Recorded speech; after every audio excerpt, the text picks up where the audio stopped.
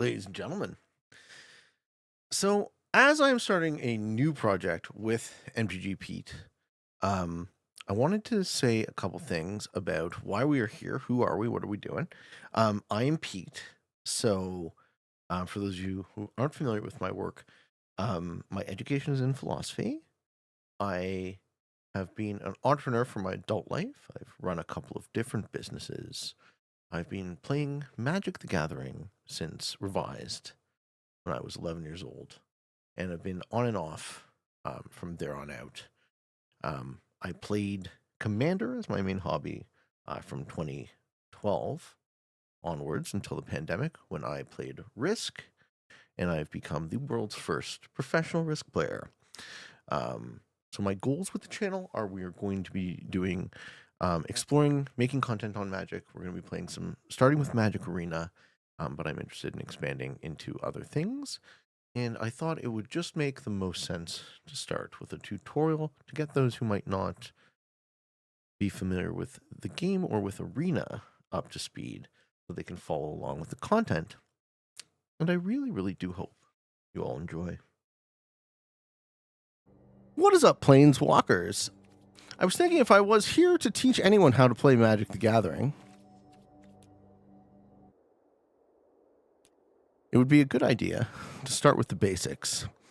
So we're going to do, what is the most basic thing we can possibly do? The color challenge, right? So if we start in Arena, I'm going to try and talk this out as much as I can in great detail. I'm going to do about an hour here. We're going to start with white. There are 5 colors in Magic, okay?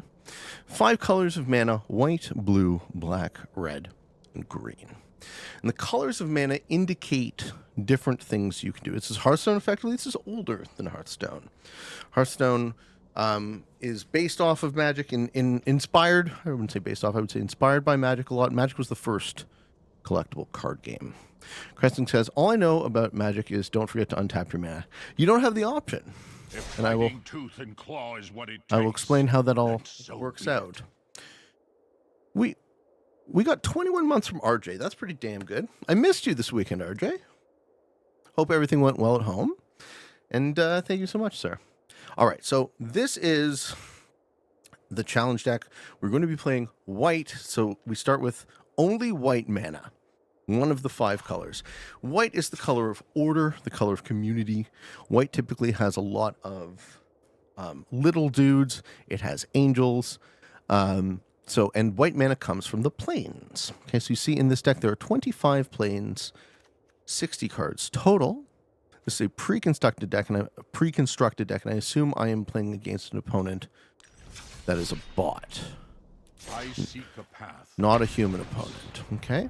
So I'm going to try and talk through this game I am playing as if you guys have never played Magic before. And we're going to do some kind of tutorial series. We'll put it all together so you guys can I can point you guys to something and say, this is content I've made to teach people how to play Magic. It actually looks like we are going to play a human opponent rather than a bot. Okay, so we found somebody.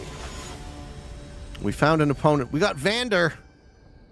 The old Peteman versus Vander. I wonder what type of deck they're playing. Okay, so the first thing we do is either I go first or my opponent goes first. It says you go first. Your opponent is waiting for their initial mulligan choice. I start with a 4-lander. Now, ideally, the perfect opening hand is a 2 or a 3-lander with a 1-drop, 2-drop, 3-drop. Now, this is pretty close. I have a 1-drop that I can't really play because it's not a body. I have a 2-drop I can't play and a 3-drop I can't play. So this is a good keep. If we mulligan, if we don't like our hand, let's say we have all cards and no lands, or all lands and no cards, then we would have to go back to a new hand of 7, but we would lose one of the cards. We go first. On our first turn, we do not draw a card. On our opponent's first turn, they do. This is to offset the advantage of tempo when you go first. So I don't draw a card. I play a plains. You can only play 1 land a turn normally. And you can see this plains has that sun mana symbol. So I could hypothetically cast this tactical advantage because in the top of the card you see that 1 sun mana symbol. My turn began. They played a Rakdos Guildgate. So my opponent is playing red and black. I'll play another Plains. And I have a 2-drop. So I have a 2/2 human cleric. When it enters, whenever another creature I control enters, I gain a life. It costs 2 mana. Its body is 2/2. That means it has 2 power, the first number, and 2 toughness, the second number. The first number, power, is the amount of damage this creature deals. The second number, the toughness, is the amount of damage that creature can take before it is destroyed. My opponent used 2 mana to cast a red spell, Scorching Dragonfire. Instant, they can cast it at instant speed, and it deals 3 damage to target creatures. They eliminated my creature by hitting it for 3, and it went to exile because this card says exile it instead. So you have a graveyard. That's my opponent's graveyard. It is public. I can see their graveyard. This is exile. I can see it. I think my opponent can also see that. I now have 3 Plains. I drew a card, play a Plains. Now my 3-drop. My 3-drop is a 2/2 Flying Angel. If I would gain life, I gain that much life plus 1. And if I have 25 or more, this creature becomes a 4/4. It gets +2/+2. Yeah, I'm trying to do it as quickly as I can because I am also not trying to hold up my opponent. But there's a ton to know. And I'm also doing this in real time, so it's pretty challenging. Becky says, ask as a noob, are there actual cards of Magic that would be vaguely based on, say, actual magicians? No. But they've started to incorporate more real-world IPs. Okay. Burglar Rat is forcing me to discard a card. Now, I have a 5 and a 6-drop in my hand, and I don't want to lose my plane, so I'm going to have to discard my Tactical Advantage. Each opponent discards a card. Yeah, I'm trying to. Submit 1. Okay. That is pretty rough, forcing me to discard. Elijah says, this is great content. Thank you. I'm trying my best. Thank you, Elijah. Okay, and then he comes in with a 1/1 with haste, but he does not swing. Haste means that you can attack the turn you come onto the board. Normally, when creatures come into the board, they have something called Summoning Sickness, which means they cannot tap, nor can they attack. Because tapping, and I'll show you attacking now, attacking causes the creature to tap. So first things first, I'm going to go into combat. So I hold up 4 mana. I haven't cast anything, so here's how combat looks. We move to the combat step. We go declare attackers. We click the attacker we want to attack with. We say 1. My angel flies. So flying is very intuitive. My opponent's creatures do not fly, therefore they cannot block the flying angel. And I hit them for 2. Now, I have a second main phase after attacks, where I'm also going to cast this 2/2 body. And you can see in my hand I still have a 5-drop that costs me 2 white and 3, and a 6-drop that costs me 2 white and 4. My opponent is going to hit me for 4, using Goblin or Flame. I'm going to allow that to occur, and I'm going to go down to 16. So I have 16 hit points, they have 18 hit points, we both start with 20, and here's where I start to get in trouble. Now, I've stalled out. I miss my 5th land. I didn't draw land. I can't cast any of the 3 spells in my hand. I do have 2 bodies on the board. And I can give the Moorland first strike, which I'm going to do. So I'm going to hold him back on D. I'm going to attack with the Angel, but keep the Moorland Inquisitor on the board. So we're now 16 all. He has an activated ability, so it costs me 2 mana plus 1 white, so 3 mana total to give him first strike. What first strike means is he hits first in combat. So if one of my opponents were to say attack me at 2/1, this guy deals 1 damage to any target. So he can trade up. I'm going to force him to have it. So the first thing I'm going to do is pass the blockers. And activate the ability. I think I'm doing it at the wrong time. That's okay. Let's activate the ability. So we now have first strike. And we now block. And that will trade out with the rat positively. And I'll get hit for 2. And now he plays a 4/4. Okay, so my opponent... And kills my angel! All right, my opponent is going to win this game almost for sure. Because we've stalled out. Okay, so what has happened in this game is we've missed our 5th land now twice.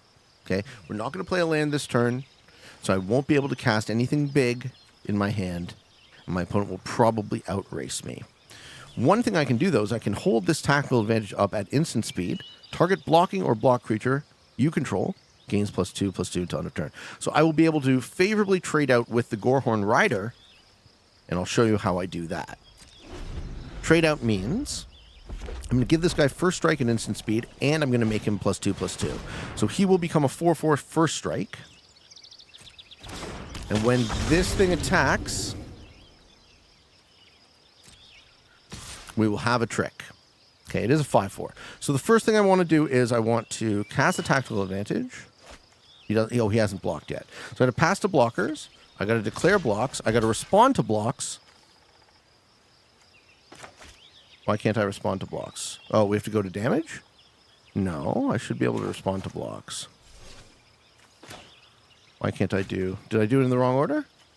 Okay, so I block, and then I have to declare blocks, then go to damage, and then in damage respond to it. That's how we do it. I'm tricky with the ordering in Arena because Arena fixes a lot of the problems with paper. In paper, you actually have to just remember the steps and indicate to your opponent and speak how you're doing it.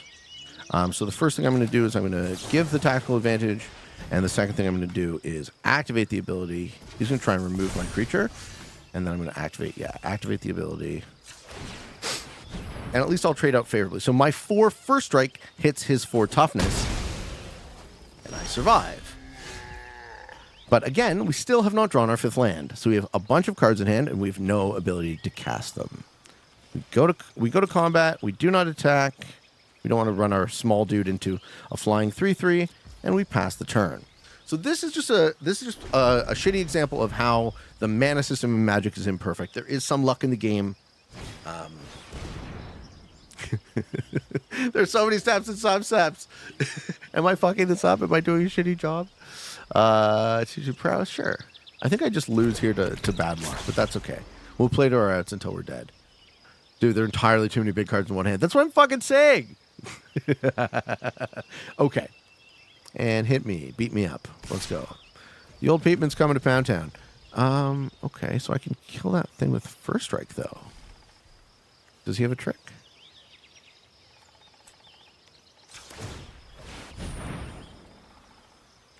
I think my opponent just... Oh. Okay.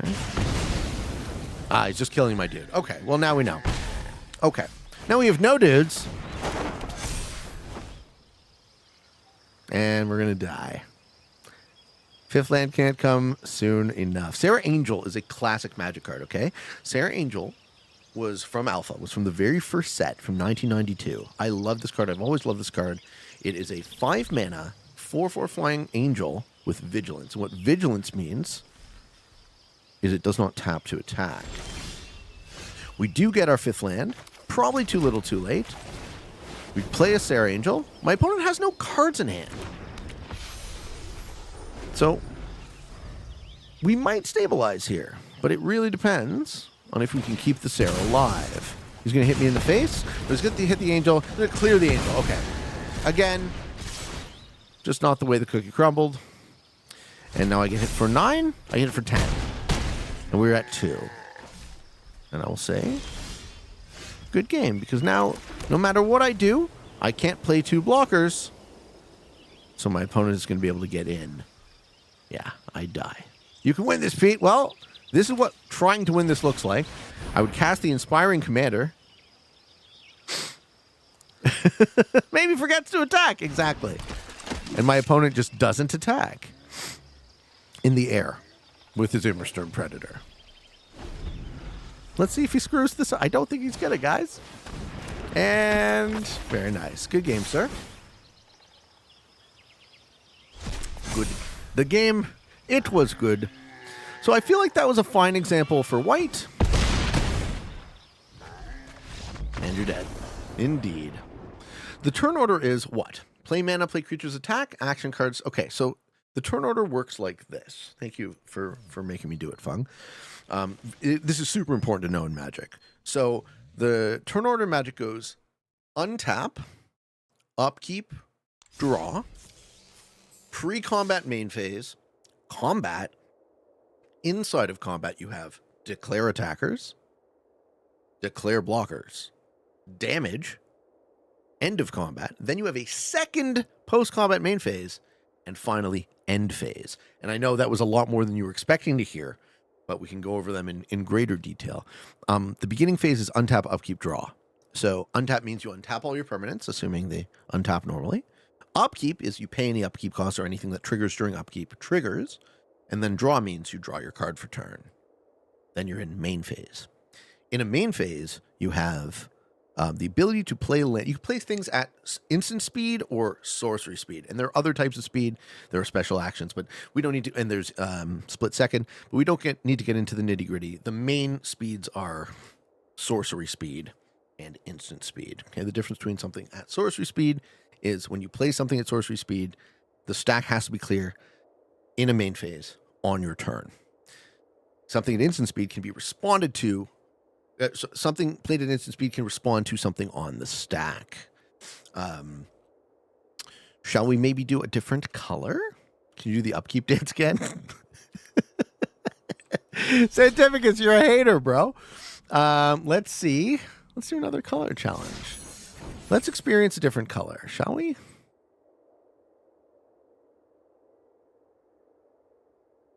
No, hold on.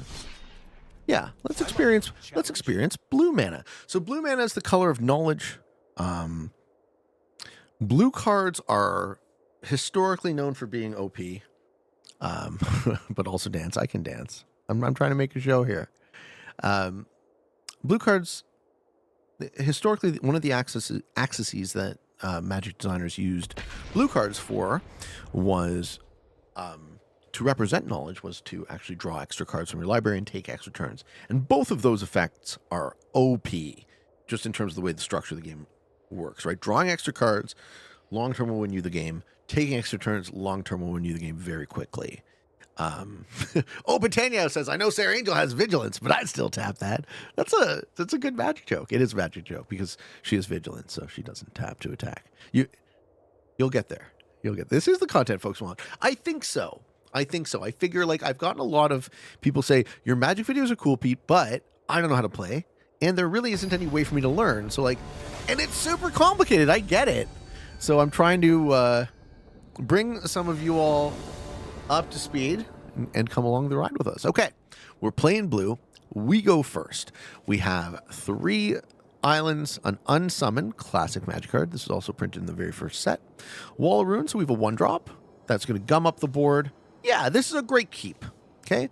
This is 100% keep. We want this hand. We go first, and we start with a Wall of Runes. Costs 1 blue mana, 0/4 defender, and when it enters, scry 1. So, Becky says, me not predicting Pete would eventually teach Magic online. You're so right. Defender means the wall cannot attack. Scry 1 means, look at the top 1 card of my library. You could have Scry 7.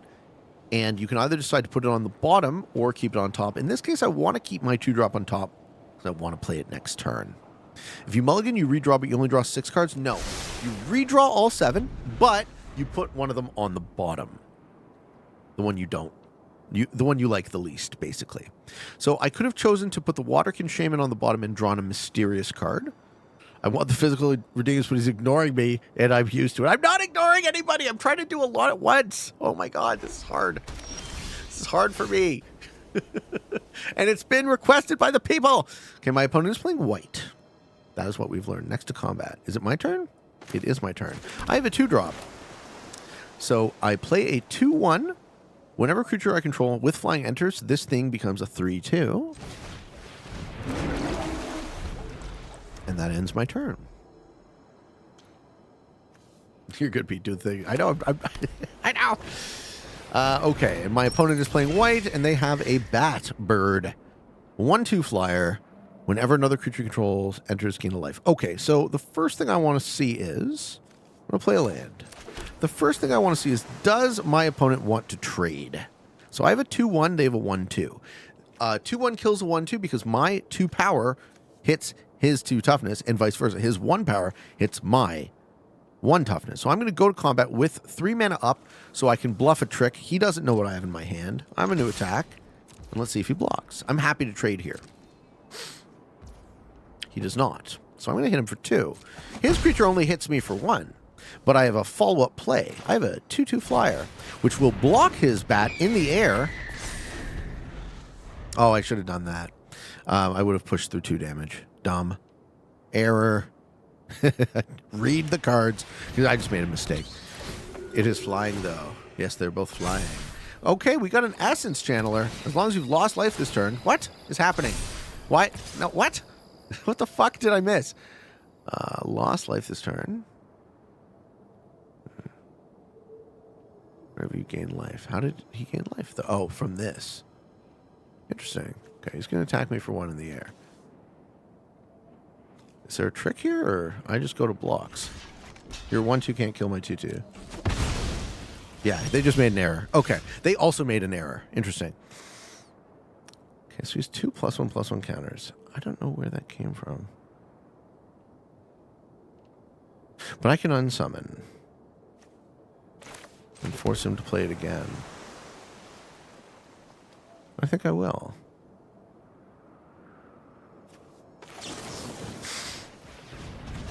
Okay, so we're going to push through 4 damage. And now it is 16/20. I'm going to unfuck this. Yeah, flying is better than not flying. Things that fly can fly over things that don't fly, but they can still block on the ground. All right, and then we have a 1/1. 1/1 flying lifelink. Whenever another detective you control enters, and whenever a detective you control is turned face up, it gets +1/+1 until end of turn. Well, that doesn't seem very good.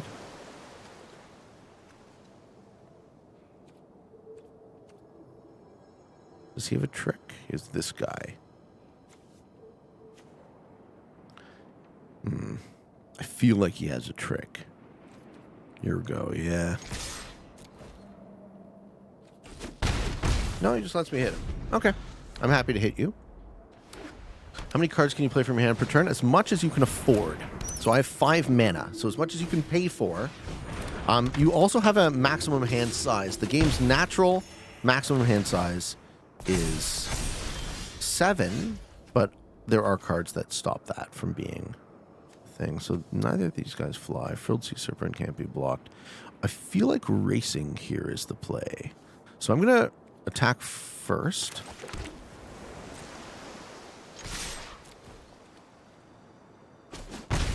Get him to 9. Then I'm going to play my 6-drop, knowing that I have the 7th to activate to make this thing unblockable. So I'm showing 1, 2, 3, 4, 5, 6, 7, 8 damage. So I'm showing 1 off lethal, but he is going to gain at least 1 life. My opponent's... Oh, no! No! Can't attack! Or block! Or activate abilities! Oh, no! The mana cost of the card is the top right. That's correct. Okay, now this is a problem. This is where the tables turn.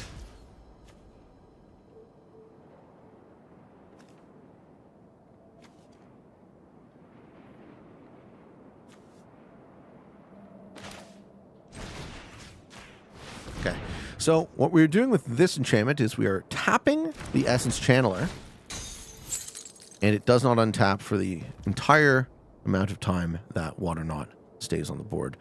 I'm now torn between not playing my final land just so I have the bluff of something in my hand. I'm still going to try and race my opponent because I still have... This is not flying, though. Okay, get lost. Nice. What is this? What is this? What is this? Target creature explores. Ooh. He did it during combat. Can I activate this during combat? Probably, right?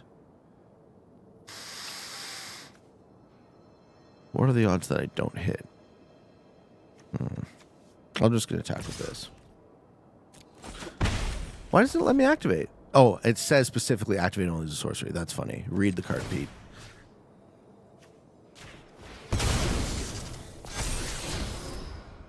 Okay, so what is Explores again? Does this give it a +1/+1 counter? Fuck. I don't know what Explores is. Leaving the Water Knot on top gives it a +1/+1 counter, I'm pretty sure. Yes. Okay, let's do it one more time. 1 flying threat. We leave the Water Knot on top. Just make it bigger. Yeah. Play a land and pass the turn. My mother? Oh no! Oh, shit! All right. Well, he had all the answers, folks. That looks like the end of the game.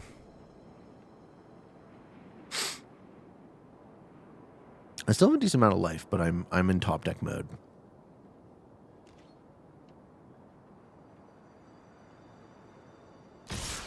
Read the card, Pete. Should be the new tag. Do I want to lose my... Well, I don't. I can just tank some damage for now. But that won't last very long. You keep gaining life. Yeah, keep gaining life. I don't know, guys. I don't think this... I got a sneaking suspicion this deck isn't very good. Play the Blue Lotus. Top deck mode meaning you only have the option of pulling whatever cards in the top of your deck. Right. You see how I have no cards in hand? So top deck mode means there are no cards in my hand. I have no options. He's going to remove one of the blockers. No, he's going to remove the thing so he can keep pressuring me. I mean, I'm pretty fucked. I don't know what this deck has, but I don't think there's anything in it that stops this. So I'll appreciate me for 5. Okay, one more turn. Yeah, Cloud Concealer is too little too late. So we get a 2-1, draw a card. Maybe we draw something to kill all of his dudes, but I doubt it. Warden of Evocile. Choose attackers. Yeah, it's just too little too late. I'll live another turn, I guess.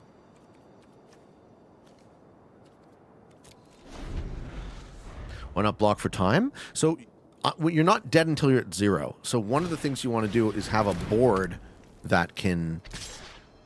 I'm just trying to live another turn and hope something on the top of my library answers the situation. So now I have to block for time because otherwise I die. So this is going to block that. And these two can't block. So I die next turn instead.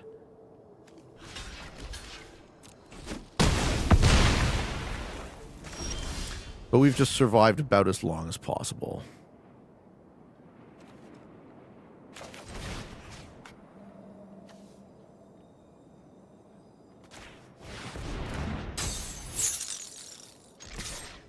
All right, well, we caught one more turn from the sleep. I tapped all his dudes, they don't untap. Can the same card attack and defend the same turn? So if it's a tapped creature cannot block. Here's the turn where we die. Right, we catch an island, does not help us. My opponent's creatures untap. And they kill me. I could get him to 8, but that's game. Yeah. Yeah, you have to decide for each. So when you declare an attacker, it taps. So tap creature cannot block. So if it has vigilance and it doesn't tap to attack, it can block.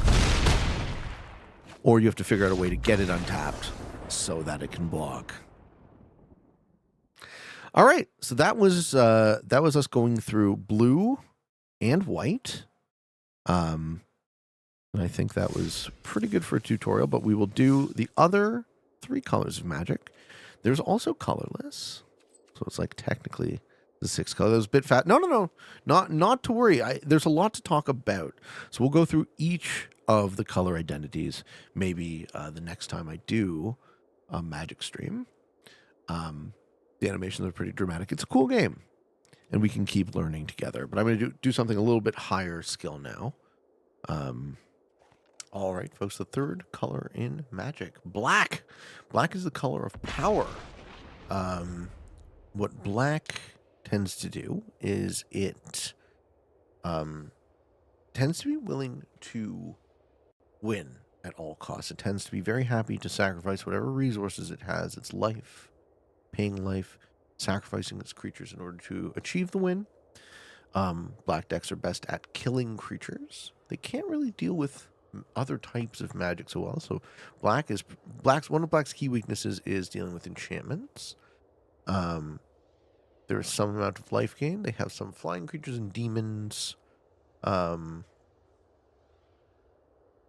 Yeah, generally a fun color if you're interested in causing a little bit of death. So starting off with black mana, Let's see our open. Our open is heavy on the lands. We have 4 lands in our opening hand. And 2 cards that don't really do anything. 2 combat tricks. This is a very weak open. We have a 3 mana Outrider that we can discard one of the lands to cast, and I think we'll do that. So we'll start with this, expect to get to 3 and expect to get rid of one of our lands. And then we have a Mardu Outrider. And we can hopefully push through some damage with the Unlikely Aid. Okay, so we play our first land for turn as a swamp. Unlikely Aids are instant speed. We play our second land as a swamp.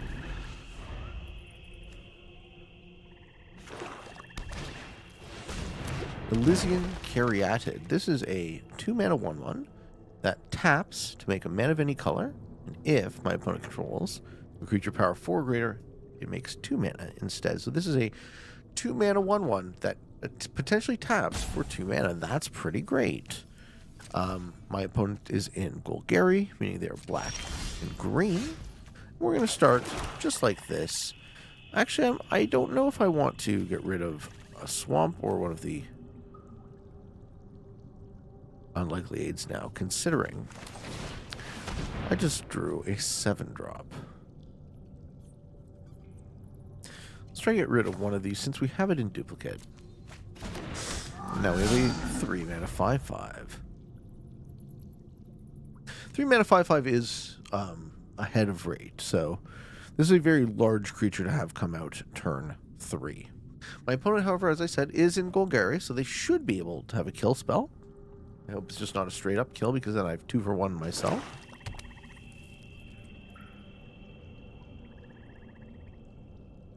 And yeah, my 5 power, more than enough. Yeah, see, they do. They just kill it. Destroy target creature with murder. So I am down 2 cards to their 1. Unfortunate. Let's go. We have nothing to cast on 4. I'm glad I didn't get rid of my swamp, though, because it's a classic Magic card, Sengir Vampire. Cost 5, and I will be able to cast it next turn. Alright, Castlem's Stone Tree. When it enters, top 6 cards of your library, you may put a land. Okay. That's a lot. You're going to put a land onto the battlefield. What else does it do? Craft with Cave. Exile a cave if you control or a cave from your graveyard. That is a lot of text.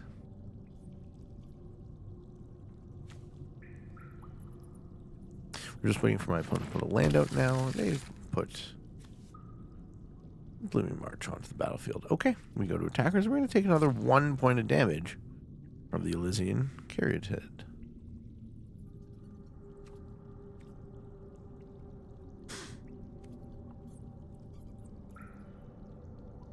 I don't even Caryatid. Alright, let's get out of Sengir and let's see if we can do a little bit better. Do they have a second kill spell?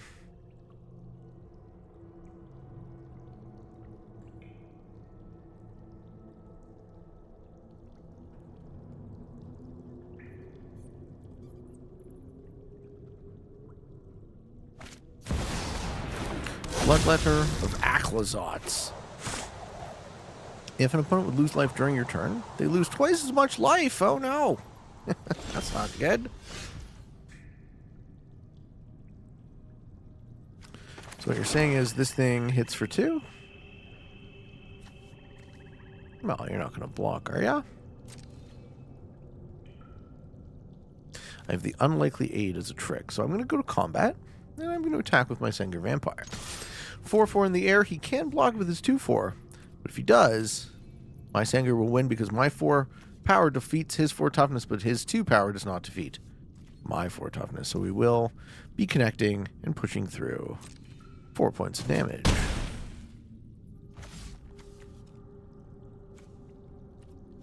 Play my Typhoid Rats. Well, this will help allow me to block on the ground because Death Touch means any amount of damage is enough to destroy. And we will pass the turn. I'm also holding up my unlikely aid to give indestructible, potentially, if I have to worry about a kill spell. Okay. We see our opponent fetch another land using the Evolving Wilds. I'm imagining it's going to be a forest, and it is. And then we go to their turn. They draw.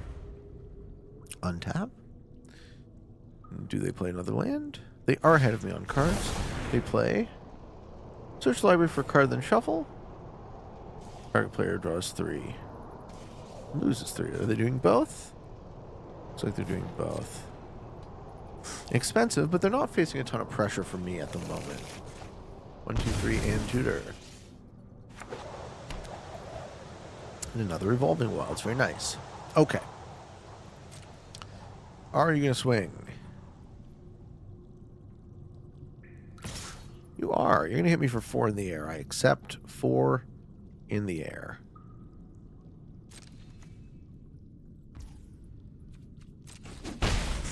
Trigger. Yeah. Oh, it causes him to gain? Or no? That part I was confused by. We're both at 13. We go to my turn.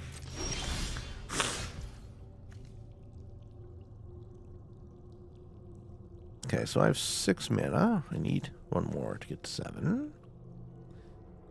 I'm going to swing out with my Sengir Vampire. I'm going to leave the rats on defense. The unlikely aid can also give +2/+0 to push through lethal damage in a pinch. So I am going to continue to pressure my opponent's life total. But I'm only going to use that +2 when they are in range of lethal. So right now we're just hitting them for 4. We're going to play out our Vampire Opportunist and hold back the unlikely aid. Vampire Opportunist is a 2-mana, 2/1 that is an activated ability. Pay 6 and 1 black. Each opponent loses 2 life, and you gain 2 life. Again, will be helpful if I land 1 more mana or get them into range.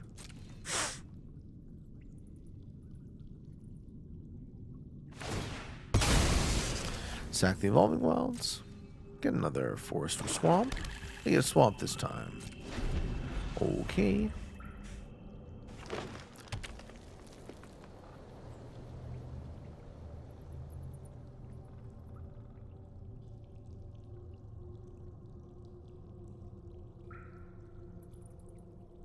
I feel like I'm very close to closing out this game.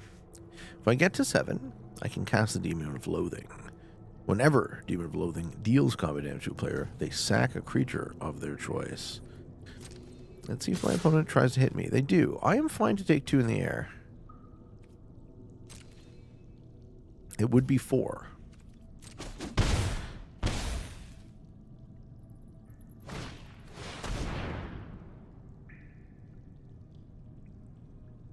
Okay, Free Strider Lookout. 3/3. Whenever you commit a crime, look at the top card of your library, put a land. Okay, they're really getting a bunch of lands out. For what? What is going to happen when all these lands come out?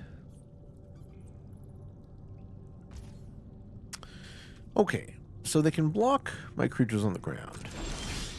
We do get to 7. So the first thing I want to do is I want to see if my Sengir gets through.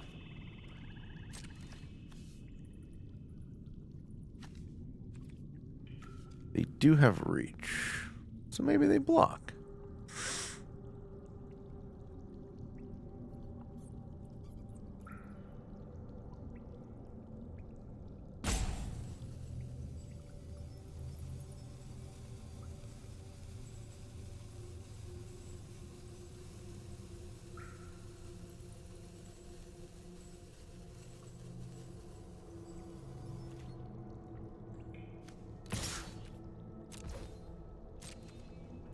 Do we get through? We do not. Ah, but Sengir gets bigger. Okay, we go to 7 mana. We cast our Demon of Loathing. Now I feel like my opponent is in range of lethal. Rooftop Assassin enters, destroying our creature that was dealt damage. Okay. Very nice. Very nice, very nice. So, I can only block one flyer? I don't think I'm dead. But we shall see how it goes. I am tapped out. Okay, and they are attacking with everybody. Flash flying, lifelink. Twice as much.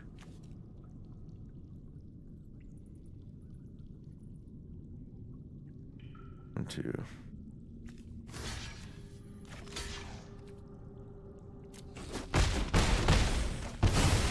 I go to 3, they go to 11. Not too shabby. Kill spell? Each player sacks a creature of their choice. That sucks. Sacrifice a creature. 1 of 3. I have to sack all 3? Yeah. We're just sacking everything. Well, that sucks. And that is how this game ends. My opponent will now have more resources than me. They also have a much better deck.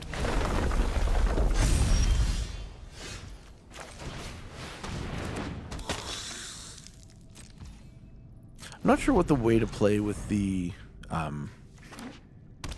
play against the bots is. I'm playing against a standard opponent when I'm playing against a pre-constructed deck, so there is no real hope of victory here.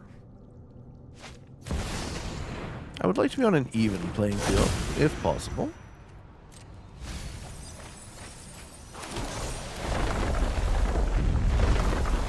It's part of why I play Unlimited.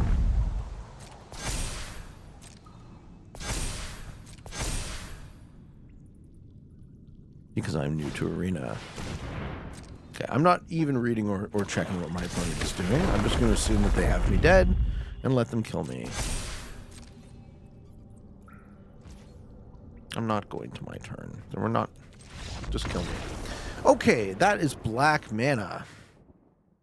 How do I play? See, I thought when I was playing these pre-constructed decks that I would be playing against other decks of similar strength. Let's figure out how to do that. All right, so we're playing as red. I think I'm a decent enough pyromancer. Red is my favorite color in Magic. This deck is called Goblins Everywhere. And what red does I'm ready. is red is impulsive. Red is the color of emotion. So red likes to deal direct damage. Red likes to strike quick, so there's hasty creatures. It's red kind of has the ability to sort of draw extra cards, but the only time you get to play them is immediately. So red is all about timing, and I can dig that. I'm also a very emotional person, so the emotional part of the whole red color pie really appeals to me.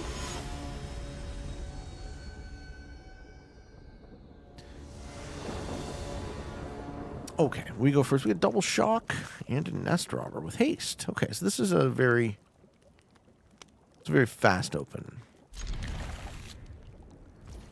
In keeping with what I was saying about red. I'm going to hold up the shocks to remove stuff that they play. Their first 2 creatures should probably only have 2 toughness. When it's black, when it dies, they get an insect. Ugh. That is the perfect thing to try and address a shock.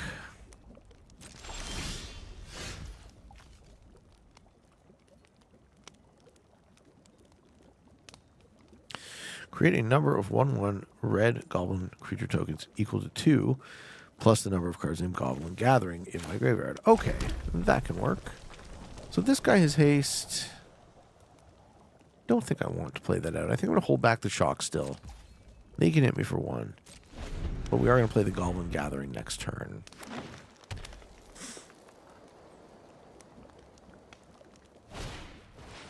A second one of these. That is even more annoying. It is just the perfect... It is the perfect thing to stop me. Do I shock the face?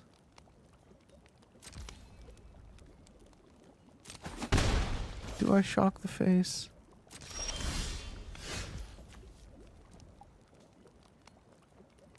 Okay, whenever Tin Street Cadet becomes blocked, you make a goblin. So we're going to make 2 goblins. We're going to trade out if they try and hit me, and then they'll have the insects And they'll be attacking me in the air, which is what I want. I want to tank the life total. I want to get underneath him and punch, punch, punch, punch, punch.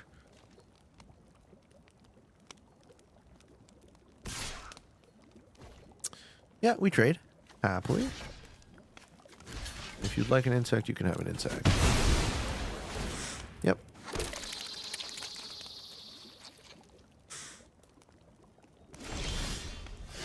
Might as well just get it on with.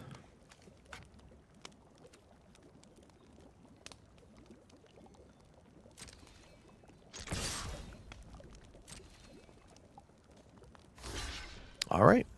You got yourselves 2 insects, my friend.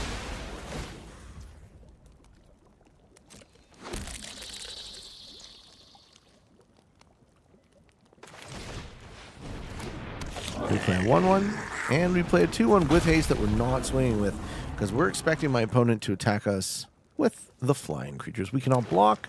We're not trying to block. We're just trying to push through lethal damage. If I get to 4, I will be playing the Ogre Battle Driver. Yep. Happy to take 2 in the air. We go to 17. Do you play anything on 4?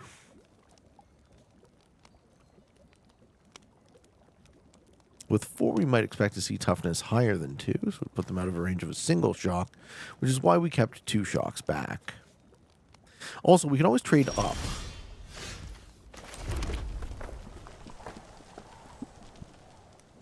Okay, my creatures now enter it with +2, +0 in haste. That's pretty good. Let's see if they do anything to this. All right, 17 all. This is an okay start.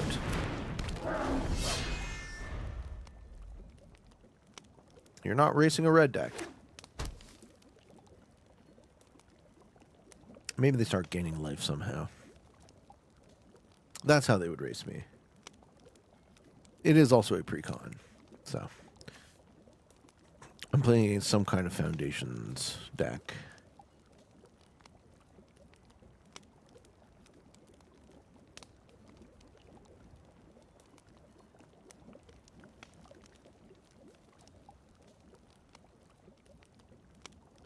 So I have 4 lands out on the battlefield. Eaten alive?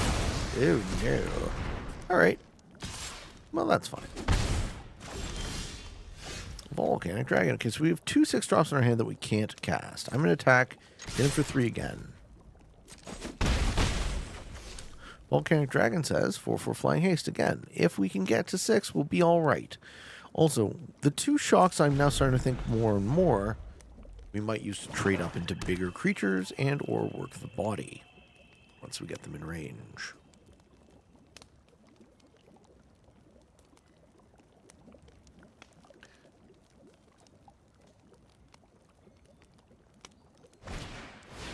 Desecration Demon. Okay. Very nice.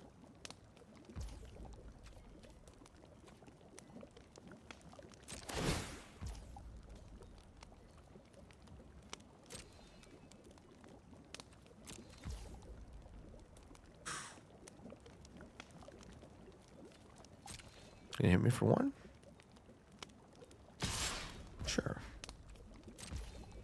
I wonder if they block the nest robber. Would I pay 2 shocks for that? We get to 5.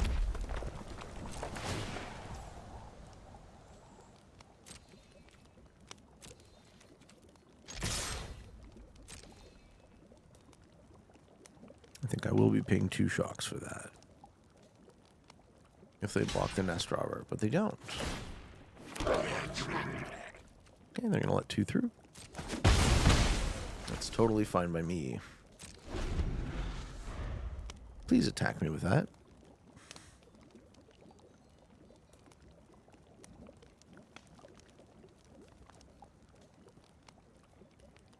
Let's do the math. If they attack me with that... Cold Great Worm. Whenever this creature deals combat damage, with that many +1. Oh, that's huge. Nice. Okay. Ridiculously great. Green card.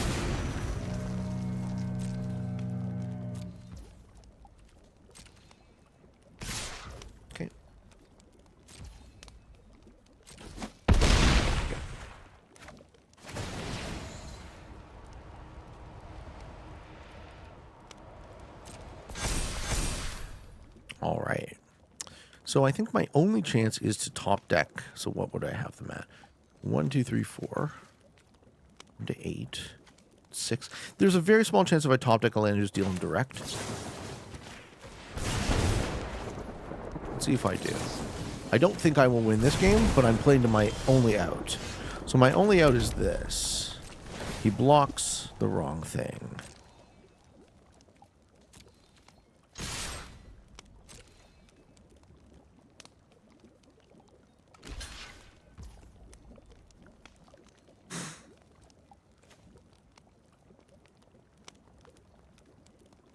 I'm dead either way.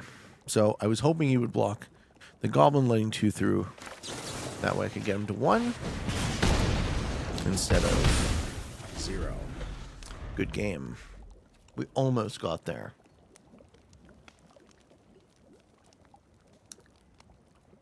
Thank you.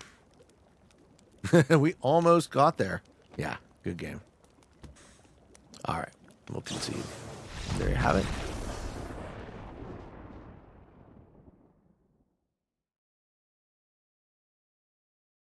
Yeah, so that's very typical of what Mono Red wants to do. Mono Red wants to deal direct damage. They want to attack quickly.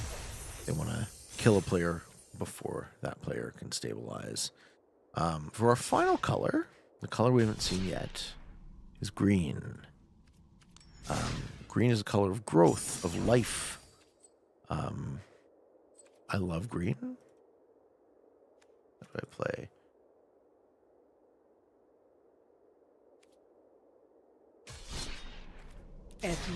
Oh, this is how I do it. I play one of these.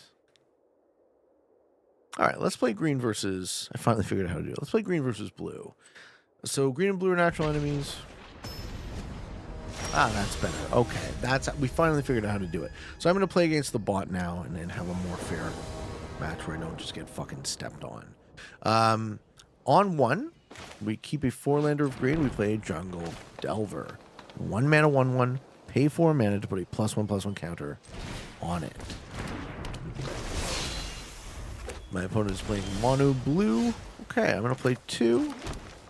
I can put a counter on this, or I can play my Caryatid. If I play my Caryatid, it will help me get to more mana quicker. I will go to combat, and I will attack with my 1/1, putting them at 19. They play a 1/3. That blocks nicely.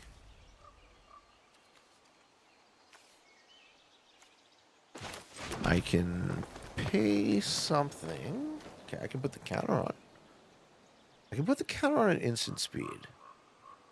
So we can see if they block. We're going to go to combat. We're going to swing with our Jungle Delver. Let's see if they block. They do. So before we go to damage, I will tap to make a green, tap my lands, and activate his ability, making the 2/2. Now his toughness is not destroyed by 1. It is still blocked. I will take 1 damage. Okay, we got a lot of stony strength here. Let's see if we can use that to our advantage.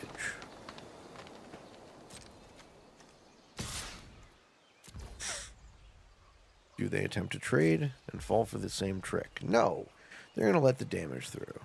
All right, so I am going to activate the ability again. 1, 2, 3, 4. And because my opponent hasn't blocked, this creature will now deal 3 damage through instead of 2. Because I put the +1/+1 counter on at instant speed before damage. They play second. 3 mana 2/2 flyer, and it makes their other flying creatures cost less. We go to attackers. Let's see what they do. Okay, so they're going to attack with a 2/2 flyer and a 1/3 Sworn Guardian. I'm going to cast this Stony Strength at instant speed to put a +1/+1 counter on my Jungle Delver and untap it, meaning I can use it as a blocker, and it gets permanently larger. So it is now a 4/4. Also, we know that 4 is the magic number for Caryatid. Caryatid now taps for 2 instead of 1. So I'm 1 mana off. 1, 2, 3, 4, 5, 6. Yeah. What I can do is I can cast a second Caryatid. The first thing I want to do, though, is I want to see if he blocks me. So let's attack again with the Jungle Delver. We get no blocker.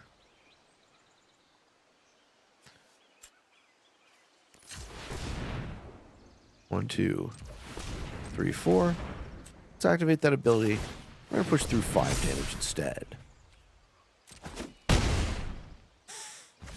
Give him the old smackerino. I'm going to use my final 2 mana to cast a second Caryatid. And now, we're going to be playing our rampaging Brontodon pretty soon. Whenever it attacks, gets +1/+1 for each land you control, and it is trample. So that is going to be real scary real quick. Let me see if my opponent blocks the Jungle Delver.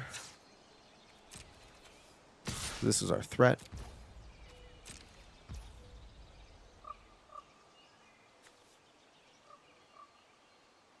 Do I have him? 1, 2, 3, 4. Not quite.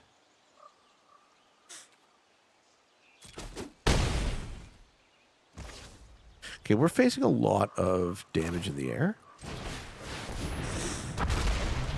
We have a 7/7, but we can't block any of the flying. So my opponent is playing 1, 2, 3, 4, 5, 6, 7, 8 damage in the air that I cannot block. So I don't need to try.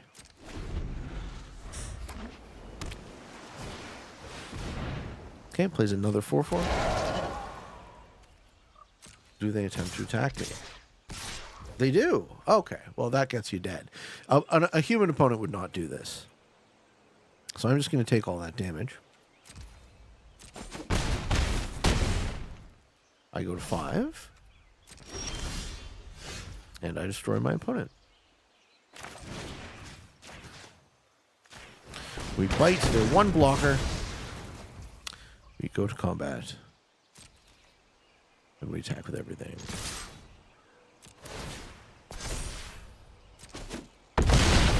And they go to -13. And there you have it, ladies and gentlemen. So those are the 5 colors of Magic. White, blue, red, black, and green.